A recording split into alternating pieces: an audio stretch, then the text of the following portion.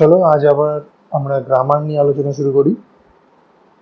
তোমাদের এর আগে যে ভিডিওটা করেছিলাম তাতে গ্রামারের ভার্ব নিয়ে দীর্ঘ আলোচনা করেছিলাম।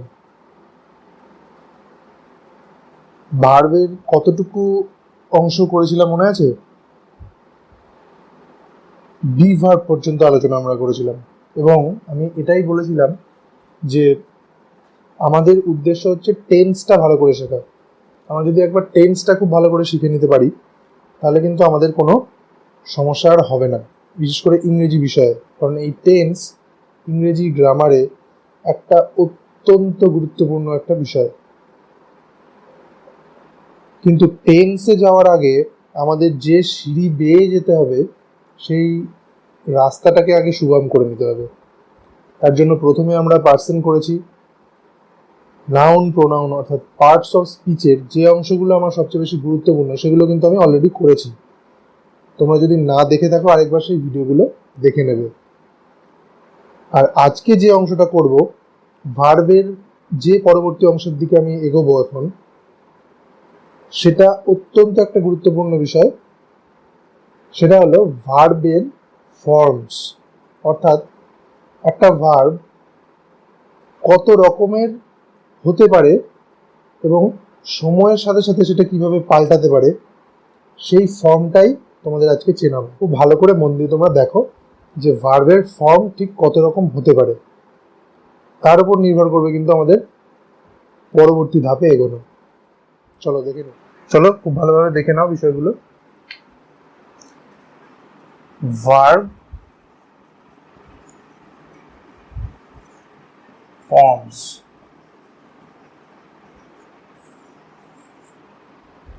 এই হচ্ছে আমাদের আজকের সাবজেক্ট। তাহলে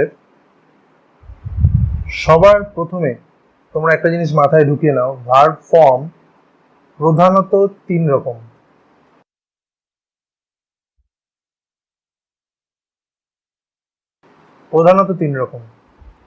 একটা হচ্ছে বেস বা রুট ফর্ম, আর একটা হচ্ছে পাস্ট, আর একটা হচ্ছে পাস্ট পার্টিসিপল ফর্ম।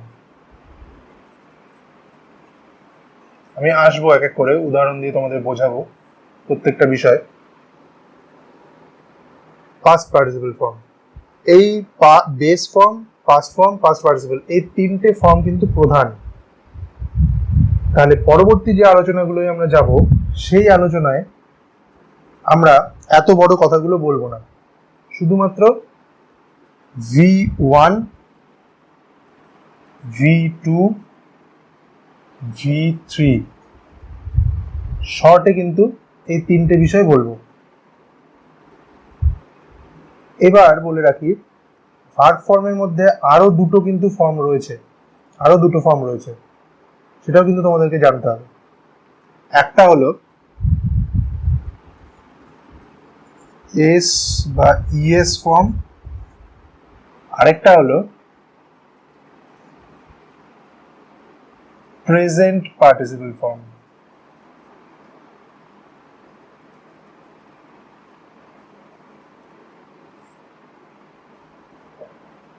অর্থাৎ আইএনজি ফর্ম। এই দুটো এক্সট্রা তোমাদেরকে জেনে রাখতে হবে।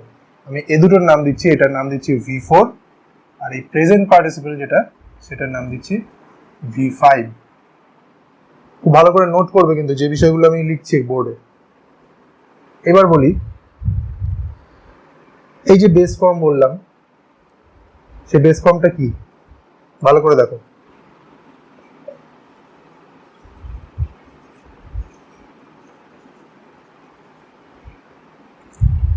আই গো টু স্কুল, অর্থাৎ আমি স্কুলে যাই। বাক্যে কোনটা ভার্ব সেটা নিশ্চয়ই তোমরা এতদিনে বুঝে গেছো যে কিভাবে আমি ভার্বটা চিনব। বাক্যের মধ্যে যে কাজটা করছে সাবজেক্ট কোনটা সেটা আগে দেখো। সাবজেক্ট হলো আই হলো সাবজেক্ট। সাবজেক্ট কি কাজ করছে? সে স্কুলে যাচ্ছে, অর্থাৎ যাওয়া। তাহলে এই গোটা হলো ভার্ব, গোটা হলো ভার্ব। এবার ভালো করে দেখো, এখানে কিন্তু গো যে ভার্বটা সেটা কিন্তু গো হিসেবেই লেখা আছে, এর সাথে কিন্তু কোনো কিছু যোগ হয়নি বা এর সাথে কিছু চেঞ্জও হয়নি। গোটা গোজও হয়নি বা গোটা ওয়েন্টও হয়নি বা গানও হয়নি, সে বিষয়গুলো আমি পরে আসছি।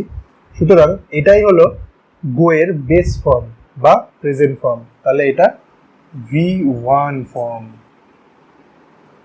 বোঝা গেল?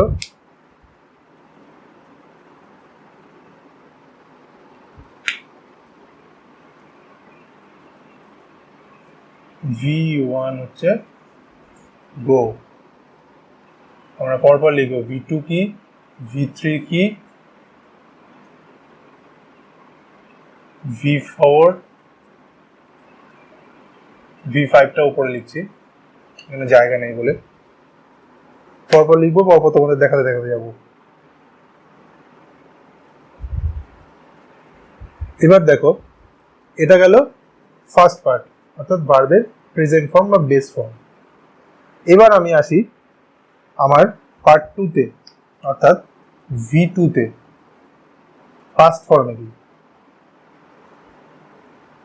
ভালো করে দেখো, আমি এই বাক্যটাতেই কিন্তু সমস্ত কিছু চেঞ্জ করব।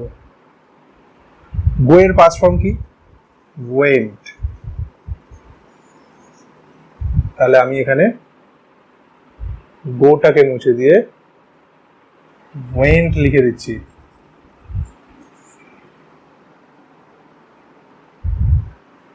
আই ওয়েন্ট টু স্কুল, অর্থাৎ আমি স্কুলে গিয়েছিলাম। তাহলে এখানে বাক্যটা পাস্ট হয়ে গেল, কারণ মেইন ভার্ব V2-তে চলে গেল। V2 মানে একটু আগেই আমি বলে দিয়েছি, V2 মানে ফার্স্ট ফর্ম। তাহলে আমি যখন পরবর্তীতে আলোচনা করব যে এখানে ভার্বটা কোন ফর্মে আছে, আমি বলবো V2-তে, তোমরা নিশ্চয়ই বুঝে যাবে যে পাস্ট ফর্ম নিয়ে আমি আলোচনা করছি। বোঝা গেল নিশ্চয়ই যে বাক্যের পাস্ট ফর্মই হচ্ছে V2 ফর্ম, এবং এটি হলো ভার্বের সেকেন্ড ফর্ম। এবার চলো থার্ড ফর্মটা কি।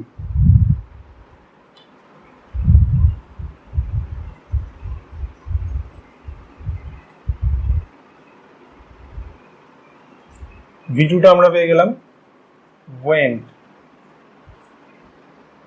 ঠিক নোট করছো নিশ্চয়ই? এবার দেখো,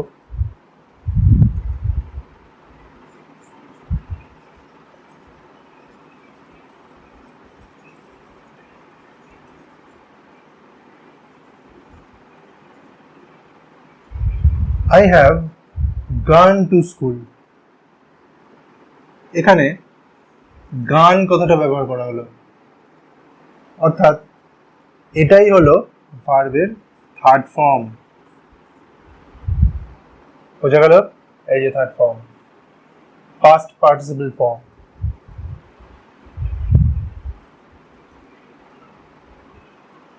আমি শর্টে লিখছি এখানে।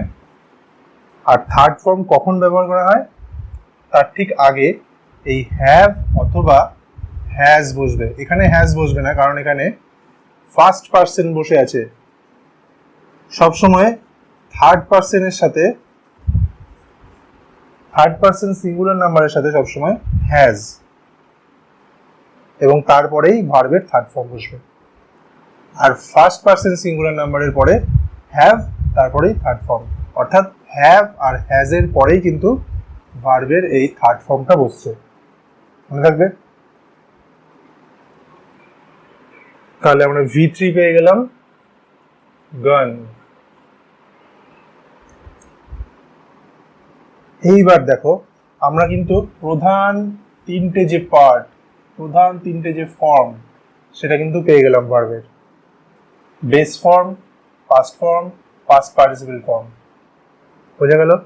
এইবার যে ফোর্থ আর ফিফথ যে ফর্মটা, সেটা দেখবো কিভাবে ভার্বটা চেঞ্জ হচ্ছে।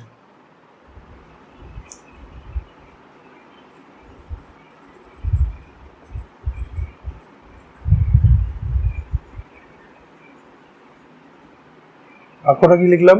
Ram goes to school. অর্থাৎ রাম স্কুলে যায়। এখানে ভালো করে লক্ষ্য করে দেখো, গো এর পরে কিন্তু ইএস যুক্ত হয়েছে। তাহলে আমি যখন V4 বলেছিলাম, V4 এ কিন্তু এস বা ইএস যুক্ত হবে, এটাই বলেছিলাম ভার্বের সাথে। ঠিক সেইভাবেই গো এর পরে কিন্তু ইএস যুক্ত হয়ে গেল। কেন হলো? কারণ রাম হচ্ছে third person singular. Third person singular, third person সিঙ্গুলারে সবসময় মেন ভার্বের পরে এস বা ইএস যুক্ত হবে। এখানে ইএস যুক্ত হয়েছে, দেখে নাও খুব ভালোভাবে। তাহলে এটাই হলো ভার্বের ফোর্থ ফর্ম, অর্থাৎ V4। বোঝা গেল নিশ্চয়ই? এইবার আমি আসি V5, অর্থাৎ শেষ যে ফর্ম। এই বাক্যটাকেই আমি কিভাবে চেঞ্জ করছি দেখো।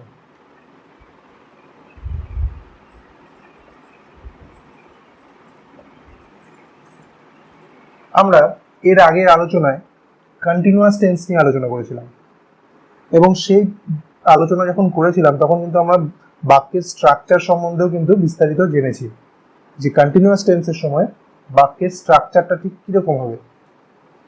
ভালো করে আরেকবার মনে করিয়ে দিই তোমাদের।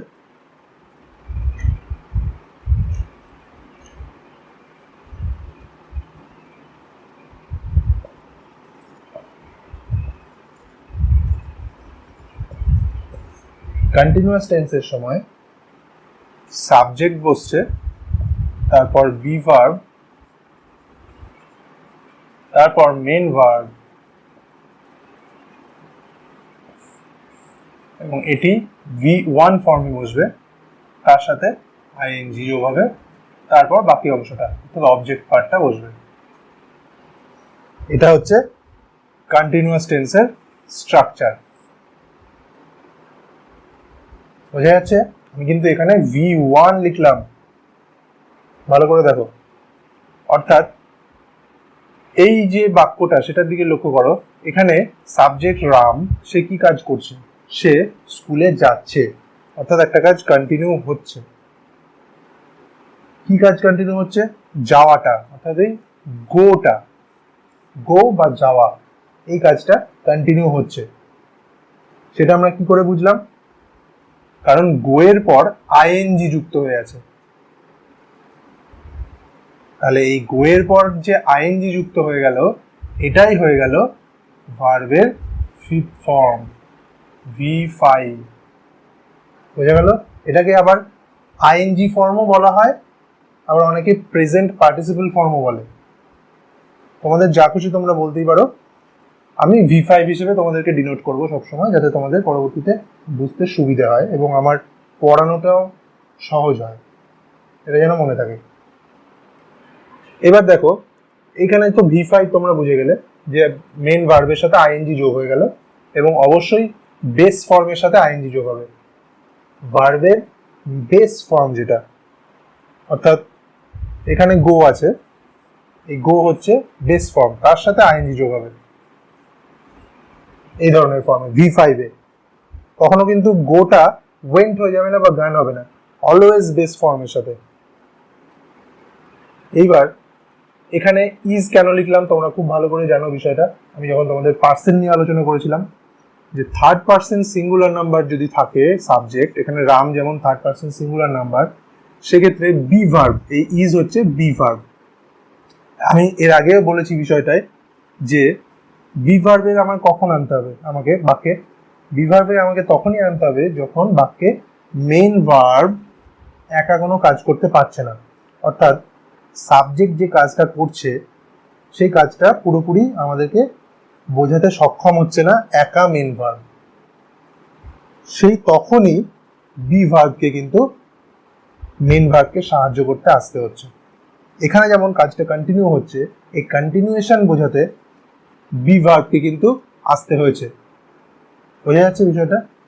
সেই জন্যই তো মেন ভার্বের সাথে আইএনজি যুক্ত হয়েছে। তাহলে এইভাবেই ভার্বের ফিফথ ফর্মটা আমরা করব। বোঝা গেল?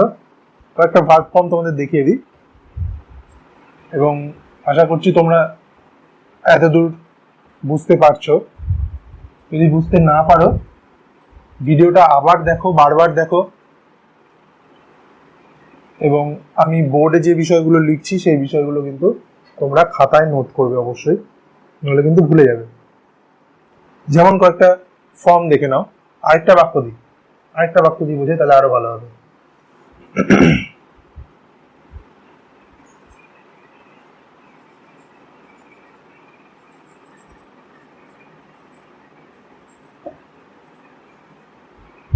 সীমা ইটস রাইস, এই বাক্যটার মধ্যে সাবজেক্টকে তোমরা নিশ্চয়ই বুঝতে পারছো সাবজেক্টকে। ইয়েস, সীমা হচ্ছে সাবজেক্ট, এ হচ্ছে সাবজেক্ট। সাবজেক্ট কি কাজ করছে? সাবজেক্ট খাচ্ছি, তাহলে এখানে ভার্ব হচ্ছে এই ইট।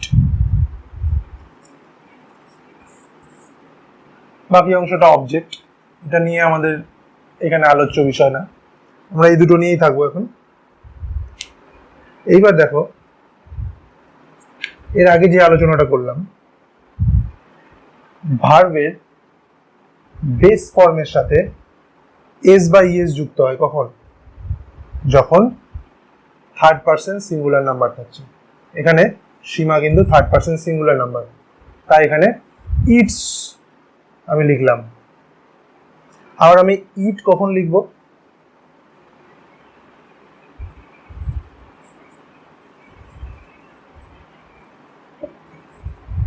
আই ইট রাইস, কারণ এখানে আই হচ্ছে ফার্স্ট পারসন সিঙ্গুলার নাম্বার।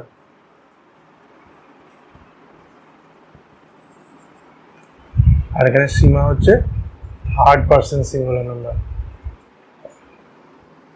বোঝা যাচ্ছে বিষয়টা? তাহলে এটা আমার এই ইট যেখানে লিখলাম, এটা আমার বেস ফর্ম অর্থাৎ V1 ফর্ম। আবার এইখানে যে ইটস লিখেছি এটা কিন্তু V4 ফর্ম। বোঝা যাচ্ছে বিষয়টা? এস বা ইএস ফর্ম, এইভাবে তোমরা ডিনোট করবে।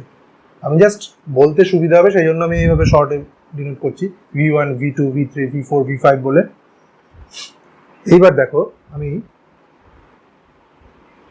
V2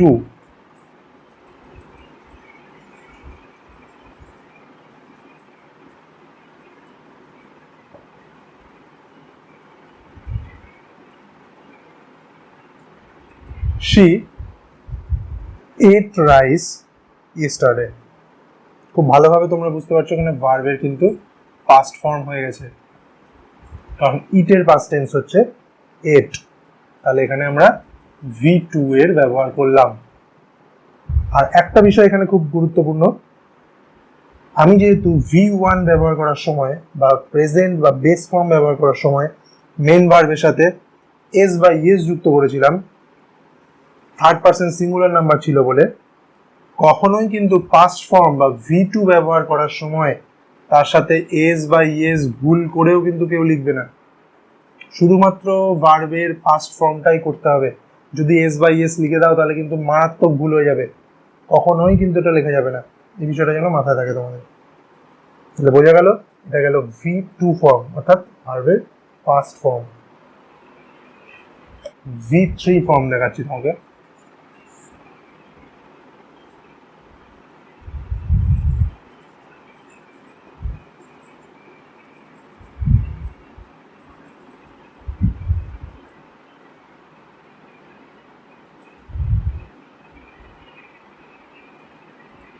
Rahim has eaten rice.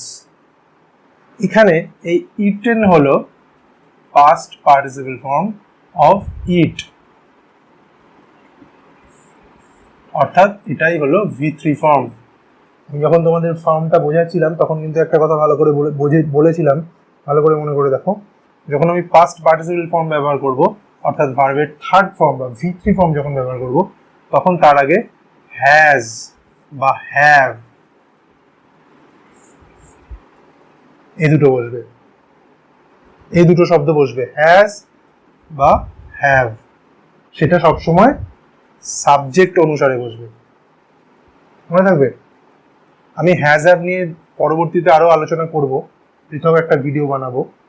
এখানে জাস্ট একটা বেসিক কনসেপ্ট তোমাদের দিয়ে রাখছি। যখন subject third person singular number হবে, থার্ড পারসন সিঙ্গুলার নাম্বার হবে, তখন সবসময় হ্যাজ বসবে। মনে থাকবে? এটা কিন্তু একটা সাহায্যকারী ভার্ব। এখানেও কিন্তু এই ইটেন যে ভার্বটা বসিয়েছি V3 ফর্মে, সে কিন্তু একা কোনো কাজ করতে পারছে না। অর্থাৎ বাক্যের মানেটা কিন্তু ও একা বোঝাতে পারছে না যে সে এখন, রাহিম এখন ভাত খেয়েছে। এই যে সময়টা পার্টিকুলার স্পেসিফিক, এই যে সময়ে যে ভাত খেয়েছে সে, সেই সময়টা কিন্তু একা ইটেন কিন্তু এক্সপ্রেস করতে পারবে না। তার জন্য তাকে হ্যাজকে নিয়ে আসতে হয়েছে বা হ্যাভকে নিয়ে আসতে হবে। এই হ্যাজ আর হ্যাভ কিন্তু এক ধরনের অক্সিলিয়ারি বা সাহায্যকারী ভার্ব। ঠিক যেমন আমরা বি ভার্বের সময় পড়েছিলাম, বি ভার্ব একটা সাহায্যকারী বা অক্সিলিয়ারি ভার্ব, ঠিক সেরকম কিন্তু হ্যাজ আর হ্যাভও কিন্তু এক ধরনের সাহায্যকারী বা অক্সিলিয়ারি ভার্ব। এখানে রহিম যেহেতু থার্ড পারসন সিঙ্গুলার নাম্বার, সেজন্য তার জন্য হ্যাজ বসলো। আবার যদি থার্ড পারসন প্লুরাল হয়, যেমন ধরো দে, থার্ড পারসন প্লুরাল, তাহলে সেক্ষেত্রে কিন্তু হ্যাভ বসবে এবং তারপরেই কিন্তু V3 ফর্ম অর্থাৎ পাস্ট পার্টিসিপল ফর্ম বসে যাবে। তাহলে বোঝা গেল বিষয়টা, V3 ফর্ম কখন বসবে। তাহলে ওভারঅল আমরা আজকে কি শিখলাম? এই বাক্যগুলোর মাধ্যমে আমরা ভার্বের ফর্মগুলো কিন্তু পরিষ্কারভাবে জানতে পারলাম। যদি পুরো বিষয়টাকে সাম আপ করে দিই, ভালো করে দেখে নাও তোমরা। এই যদি ভার্ব হয়,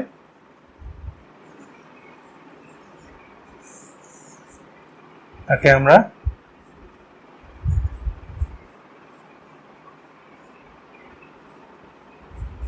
one, two, three, four, five, এই পাঁচটা কিন্তু অংশে ভাগ করতে পারি।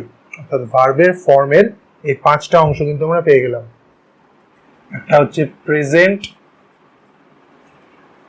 বা বেস ফর্ম, একটা হচ্ছে পাস্ট ফর্ম অর্থাৎ ভার্ব 2 যেটা, সেটা হচ্ছে পাস্ট ফর্ম, ভার্ব 3 হচ্ছে পাস্ট পার্টিসিপল ফর্ম,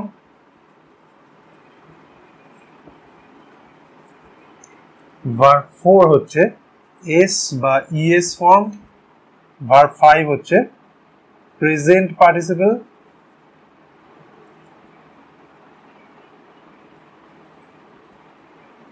অথবা আইএনজি ফর্ম। বোঝা গেল? প্রত্যেকটার উদাহরণ দিয়ে তোমাদের ক্লিয়ার করলাম এবং পরবর্তী যে ভিডিও আনবো তাতে কিন্তু আরো নতুন নতুন উদাহরণ দেব এবং এই বিষয়গুলো আরো তোমাদেরকে ক্লিয়ার করতে করতে আমি যাব এবং নেক্সট ধাপে আমি এগোবো। তাহলে আজকের মতো এতটুকুই। আগামী দিনে আবার দেখা হচ্ছে ভার্বেরই আরেকটা অংশ নিয়ে। Take care.